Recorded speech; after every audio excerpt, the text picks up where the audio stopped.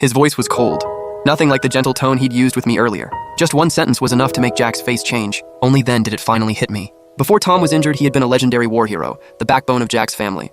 Jack gripped the invitation and said, "I just don't want her bothering you, Uncle Tom. I still need to talk to Lucy, could you?" Tom's eyes landed on me. I hesitated for a moment, then nodded. He pushed his wheelchair over to the corridor by himself. The distance was perfect. He couldn't hear us, but he could still see everything in the garden. Seeing that, Jack frowned. He seemed upset, but he didn't dare act out. He only turned his eyes back to me. The moment he opened his mouth, he started questioning me. "Lucy, why did you sell our love token?" That day, I had told Mary to sell the jade pendant at any shop for whatever price she could get. I never thought it would somehow end up back in Jack's hands. It was broken, so of course I got rid of it, I said lightly. "Fine, then you'll have to give me a better one next time." But I only said that offhand that day. I can't believe you actually sold it. You really listened to me that much? So if I say I want Anna as my wife, and you can only be my concubine, would you rush to help me bring her into the house too? I looked at him in disbelief. I was the one who didn't want that jade pendant anymore, yet he thought one casual sentence from him had made me sell it. He even said something that ridiculous. For a moment, I almost laughed out of anger at how confident he looked. But in the end, I didn't want more trouble. I simply handed him my wedding invitation and said, "If there's nothing else, I'll head back home." This was proper etiquette between noble families. Since it had to be done, I naturally had to give him one too. But before I could finish speaking, Jack took the invitation. His attitude was casual. "I heard the date is set for 4 days from now. I'm taking Anna hunting outside the capital tomorrow. I'm not sure if I can make it back. Why don't you tell grandmother to move it to 5 days from now?" I stared at him in disbelief. Jack was making absolutely no sense today. That day, he had deliberately written the wrong name on the marriage contract. Afterward, he never brought it up, and neither did I. So naturally, this marriage was being arranged according to that contract. The person I was marrying was Tom, but he seemed to have completely forgotten that, acting as if I couldn't possibly marry anyone but him. I didn't know if he was just too confident or if he looked down on the rules too much. Maybe I had been silent for too long because he sighed as if he were compromising. "I'll try my best to come back that day." As he spoke, he lowered his head to look at the invitation, when a bright female voice suddenly rang out. "Jack!" Anna threw herself into his arms like a blooming spring blossom, and Jack caught her without thinking.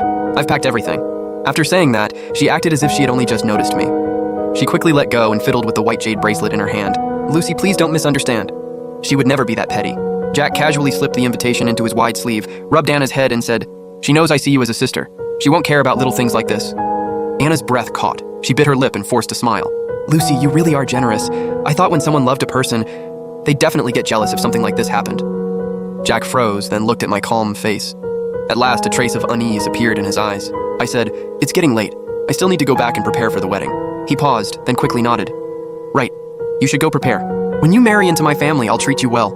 I was too tired to say another word to him, so I left without hesitation. 4 days later, the wedding procession from Jack's family arrived early.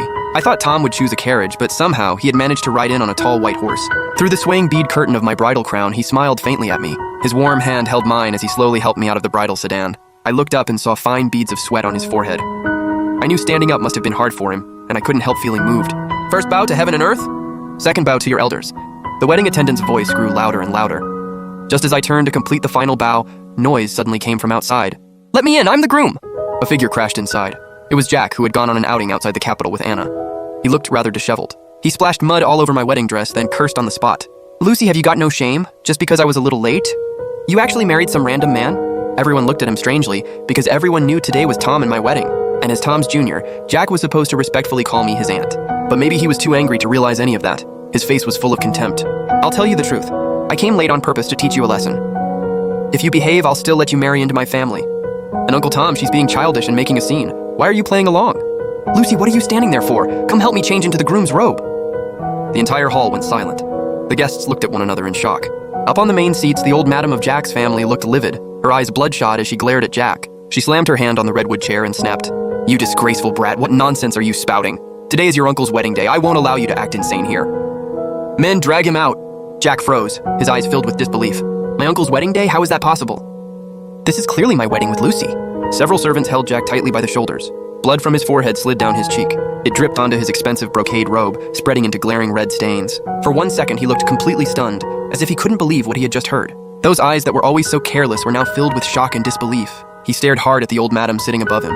Seeing that he was about to be dragged away, Jack suddenly lost control and struggled, swinging his arms hard to shake off the servants holding him. He used so much force that several servants stumbled back a few steps. He pointed at me, his voice hoarse and full of madness. "No, that's impossible. Lucy is my wife. We grew up together, and this marriage was arranged when we were children. My parents had already approved it before they passed. Everyone in the capital knows that. How could she marry my uncle? There must be a mistake. You're all working together to trick me.